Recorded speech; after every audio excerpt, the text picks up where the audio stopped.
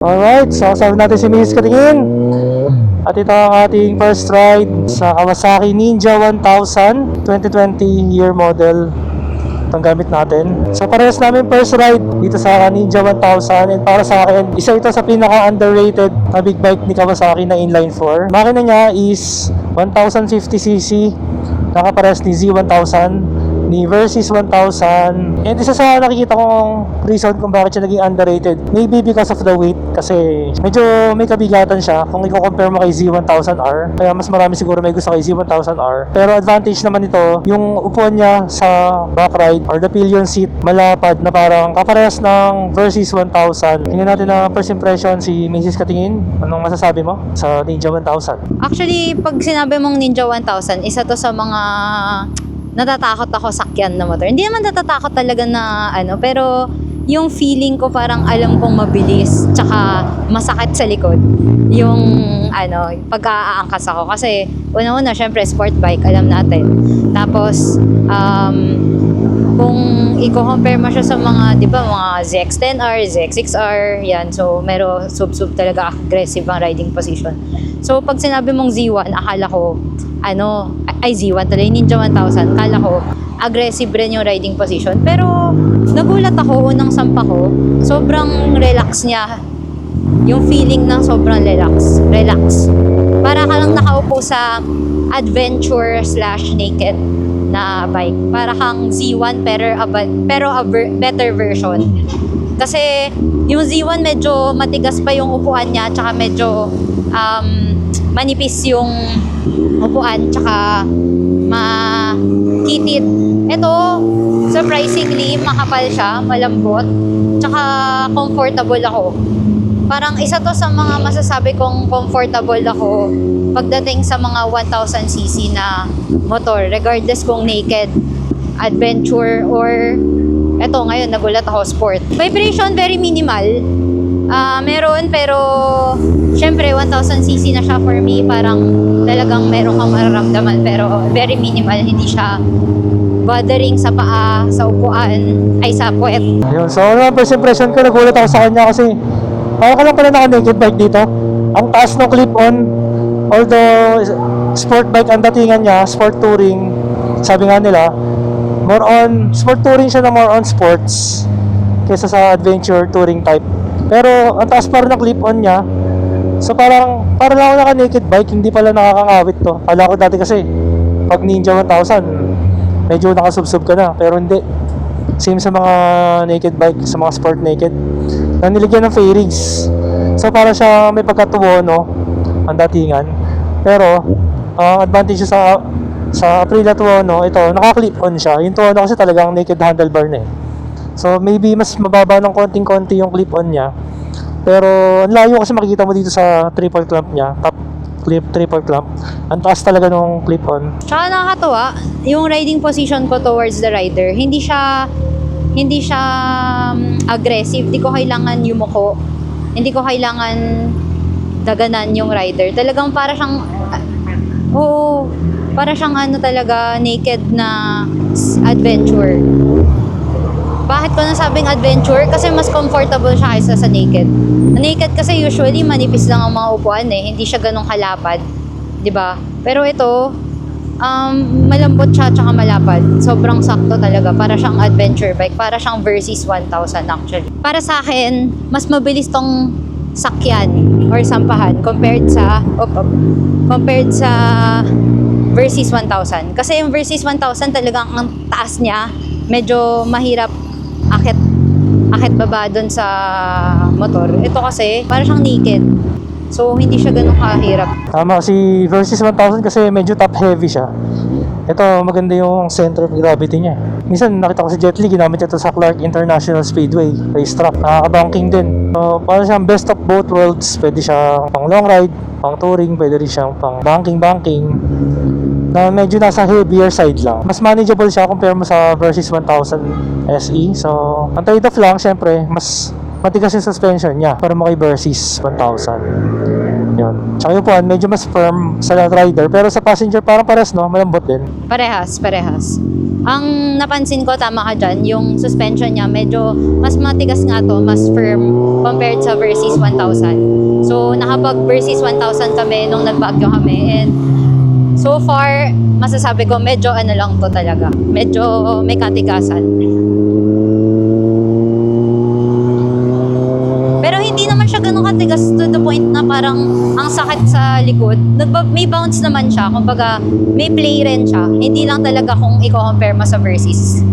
Medyo kung i-compare mo sa Versys, may difference. Pero i-compare naman sa ibang mga sport bike, parang ito na yung pinaka-comfortable na sport sa lahat. With the looks ng sport bike, pero the comfort of a sport touring. Nating i-compare siya soon sa isang Suzuki GSX-S 1000 GT. Sana makatry tayo nun para ma-compare natin ano mga differences nilang dalawa. As usual, sa isang Kawasaki, napakadali niyang gamitin. Sobrang user-friendly. Unang sakay mo pa lang sa kanya, kung familiar ka sa isang Kawasaki. Parang ako, ilang years ako nagkaroon ng ZX6R. Yung mga controls, yung panel niya, halos ZX6R din. Tsaka kagandahan nito, inline 4. Siyempre, yun na masarap sa inline 4. Ayan, napakasarap ng tunog. Although yung temperature natin ngayon medyo mataas dahil mabagal yung takbo natin. Ganun talaga pagka 1,000 na naka-fairing. Kaya pagka traffic, mas lamang si Z1000 when it comes to traffic kasi open yung makina, mas malamig. So yung mainit siya na kagaya ni Versys 1000, may pairings din kasi yan. Parang wala naman itong problema when it comes to traffic, kaya naman niya yun. Hindi man siya nag-overheat. Speaking of mainit, medyo nakakaramdam rin ako ng onting singaw sa legs. Mataas na kasi yung temp kanina eh. Pero nung umandar na tayo, bumaba na ulit. Tupi lang natin ito sa Wag, giro. hindi tayo kasya. Wag na. Wag ka na sumingit. Ay, Ay, Diyos ko talaga, oh. Ayoko na nisisingit sa ganito eh. Kaganda na naka-big bike kahit motor pa rin to kahit malaki. Kaya pa rin sumingit, di ba? So kanina marami tayong nasikaso sa bahay. Kaya di tayo kagad nakaalis. Uy, ano ba? Uy, napak na naman, oh. Ay, Diyos ko. So kaya ginabi tayo ng alis. Dahil sa dami ng inasikaso kanina, may dumating pa mga bisita, may buyer pa, kaya ginabi na tayo. Pero syempre, hindi pwede matapos sa isang Sunday na hindi tayo nakakapag food trip at nakakapag review with Mrs. Katingin. Nakaka-excite, sarap nito. Ang smooth pa, para wala masyadong vibration. Eh syempre, nakaka-cut delete na siya. Trimmer, try natin. Mamaya na, stop sign.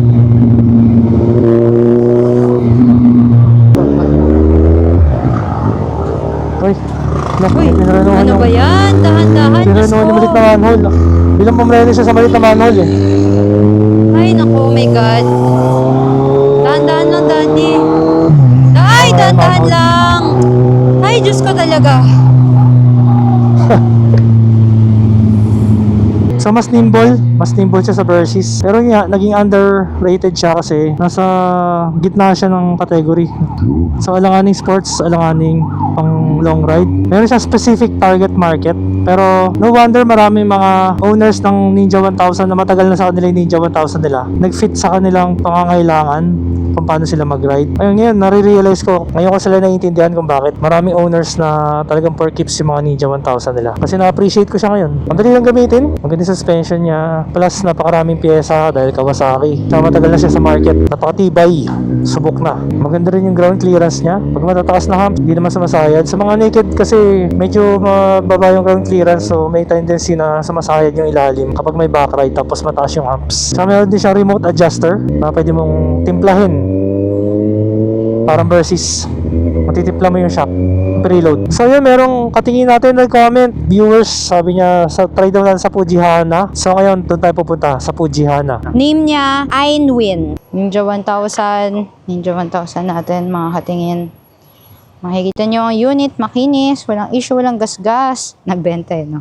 Pero ito yung sinasabi ko, mga katingin, no? Diba? Para siyang Versys. So dito raw pwede mag-park. Ayun.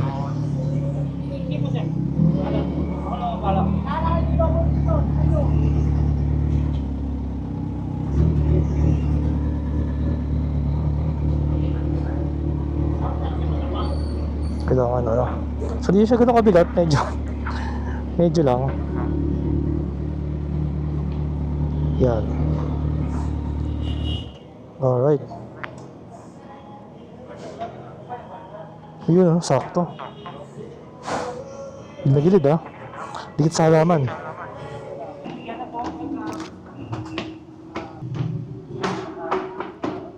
Bagong open lang pala. So ito yung pagbukas mo ng menu, makita mo yung tagaluto nila, yung chef nila. Japanese talaga siya. So yung mga presyo niya, ito. Medyo high-end siya. Mukhang legit nga yung ano niya.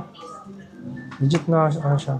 Eh, tama-tama, nag-diet naman ako, so kunti lang naman ang pinakain ko talaga. Try natin yung ano nila, diba specialty nila rito. Yung mga maki nila, 300, may 450. 570, salmon doon. Masarap to ah. May kanin no. Masarap to ah. Gyumaki, mango gyumaki. Kakaiba no.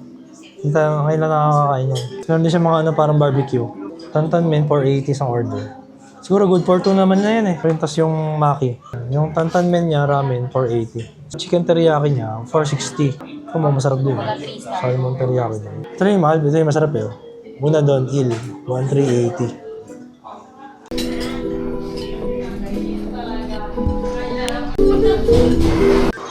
Yan, dumating na yung mga order natin. California Maki to.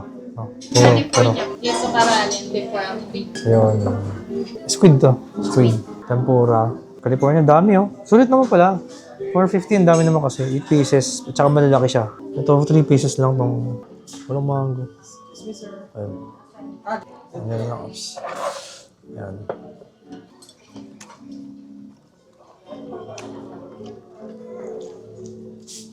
At ito yung pang-final na order. Di ba meron? Takoyaki, 3 pieces. Ah, meron pa. Ano? Mango beef. Ang bigat.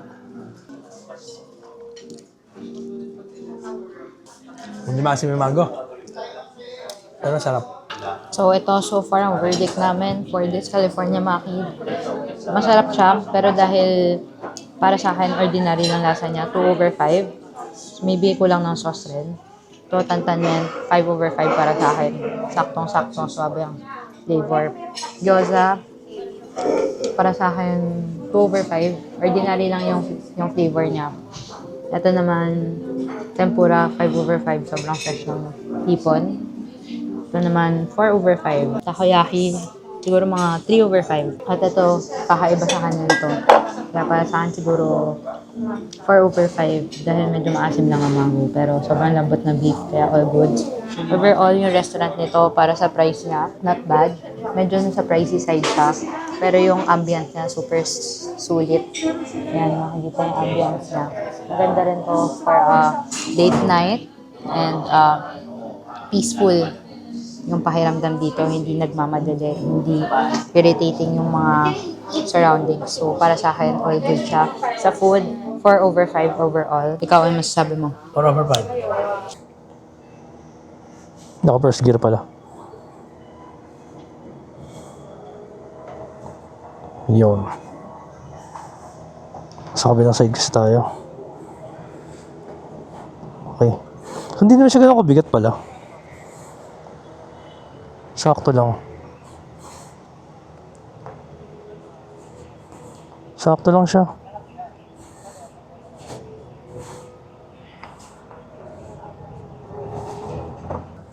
Yan, sama na parami ng take out. Oops. So, paano to?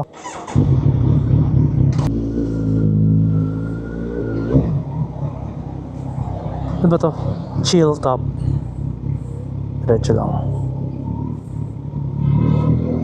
Para sa retiro pala dito eh.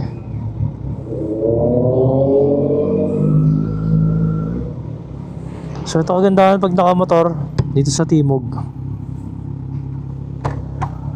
Ano ka? Munti ka mahirapan sa parking.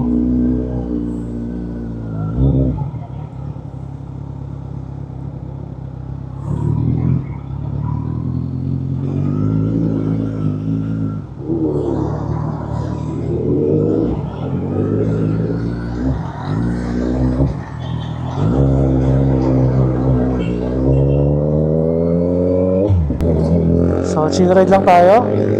At misis ko din yung daming hayakap-yakap na pagkain. So yun, nung tinulak-tulak natin siya, na-realize ko, hindi siya kasing bigat ng Versys 1000. Parang malapit siya sa bigat ni Z1 1000R. Mas mabigat lang siguro ng konti because of the bigger subframe, bigger passenger seat. But all in all, very manageable yung kanyang weight. Basta sanay ka sa big bike, kakayanin mo to. And not to mention the low seat height. So hindi siya ganun kataas. Almost like Z1 1000R seat height. And with the comfort of the Versys 1000 na upuan at subframe. Kaya very good. Parang sarap nito i-long ride. Parang sarap nito dalhin sa Baguio. At ang kagandahan pa dito, sa unit na to, 8,000 auto lang to at bibenta lang natin ng sobrang mura. Yan, si Mrs. Katingin na magsabi ng presyo mamaya. At saka nalagaan to ng first owner, galing mismo sa first owner. Ay naman, kung meron ka pang extra budget, pwede kang bumili ng latest na Ninja 1000 which has the TFT display and some electronics. Meron na siyang quick shifter and may cruise control na rin yata. So, yun. Siyempre with additional amount, with additional cost. So, depende na sa'yo kung ano ang matitripan mo. Pero kung nagtitipid ka, gusto mo lang ng budget meal na 1000cc na sport touring na sariwa, well, ito na yun. Ito na yung hinahanap mo.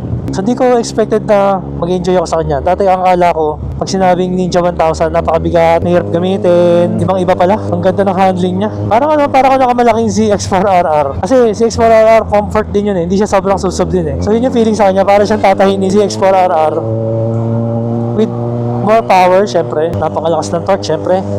1050cc. Wala masyadong vibration. Napaka-smooth talaga.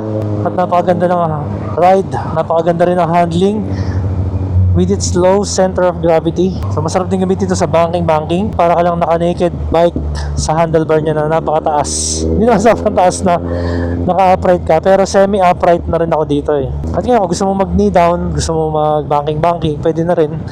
Kasi hindi naman din sobrang taas ng handlebars. So big shoutout kay Iwin sa comment niya na kumain sa Fuji Hana sa tinry natin, and goods naman. It's a nice experience. Ang ganda rin ng parking nila kasi pag nakamotor sa mismong harap ng restaurant ka magpapark. Napaka-convenient para sa ating mga riders. Tapos may gwardiya na magbabantay sa motor mo. So kung ikaw ay naka-big bike, safe na safe. And kung meron pa rin mga kayong suggestion kung saan magandang kumain next, mag-food trip anywhere in the metro, kahit sa labas ng metro, pwede naman natin puntahan yan. Nataon lang talaga na nagipit tayo ngayon sa time because of the commitments natin. Pagka gusto mo ng sport bike, pero nag-iisip ka na isasakay mo yung OBR mo, ito talaga ang perfect bike para sa inyo.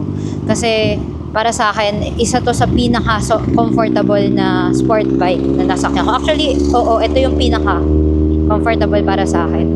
Aside from malapad yung upuan niya at malambot, ang ganda rin ng riding position towards the rider. Kaya sobrang swabe talaga. Isang nakikita kong disadvantage para dito is, kunyari pag may bitbit ka, tulad ngayon may bitbit ako, wala kayong mapaglagyan dahil nga sport bike, medyo mahirap. Medyo mahirap, wala ring top box. So, yun, nagsitapon na yung sauce ng pagkain sa damit ni Kenji. Nang hindi niya alam. So, yun na siguro ang disadvantage na pag may long ride kayo, mas maganda siguro na adventure bike ang pipiliin nyo. Pero kung malapitan lang, gusto nyo ng racing, gusto nyo ng all around the bike, isa to sa mga masasuggest ko talaga. Pagdating sa suspension, all goods naman siya. Kung i-compare mo siya sa ibang sport bike, since na-try ko na ang ibang mga sport bike tulad ng 25R, 6R, ZX10R, medyo masasabi kong nasa brighter side tong suspension na to. Kumbaga, plus points itong Ninja 1000 compared sa ibang mga sport bike. Ang price pala nito, by the way, binibenta to sa Hatingin Bikes. Galing first owner mismo to, binibenta to for only 415k. Negotiable pa naman yan. So, kung gusto mo ng Ninja 1000 at bitin sa budget for you, ang brand new, all goods tong unit na to. So, conclusion ko sa kanya, na-surprise ako. Hindi ko akalain na ganun pala siya. Ganito pala siya. Baka lang nakatatay ni ZX4RR na bumigat. Mag-enjoy ka rito. Dito ka na. Ayaw mo na sumusubsub na ganun sa mga sport bike. Ayaw mo na nakayoko. Total response niya, maganda eh. Pwede mahulog yung backride mo pag binigla mo yung piga. Kasi nung mga panahon ng 2019, wala pang Euro emission. Di pa, i-restrict yung mga throttle. Unlike ngayon may mga Euro 4, Euro 5 na, restricted na yung mga throttle. Kaya pag piga mo, binabawasan ng ECU yung piga. Dito talagang walang delay. Yun, sa mga Euro emission may delay na yung throttle eh. So sobrang responsive. Partida di pa na-remap. Napariman po tayo overdrive moto, lalo pang magiging masarap i-drive to, promise. Worth it kumuha ng Ninja 1000 kasi bukod sa naka-sale, yung brand new, yung mga second hand, ang laki na na-depreciate kasi nga, it's an underrated sport touring. So dahil underrated siya, bumaba ng gusto yung kanyang resale value. Kaya now is the perfect time na bumili. Mali mo, in the future, hindi na siya magiging underrated. Ma-realize ng mga tao yung value niya at bilang tumaas, di ba? So habang mababa yung resale value niya, kumuha ka na kasi sigurado naman na mag-i-enjoy ka dito. And it's well worth it. Kung umabot ka dito sa part ng video na to at So kung umabot ka dito sa part ng video, please like and subscribe and click the notification bell para mas updated ka pa sa mga videos na gagawin po namin. And bago po tayo mag-end, thank you so much po sa lahat ng mga hatingin na nagsasubscribe, nagpa-follow, nanonood ng aming videos dahil hindi lang po siya malaking tulong pero nakakatuwa rin po at nakakataba rin po ng puso dahil hindi lang to nagiging passion namin pero gusto rin kasi namin kayong tulungan sa mga insights ng mga big bike. So bago lumipad ang mga pagkain namin, thank you so much mga hatingin for watching!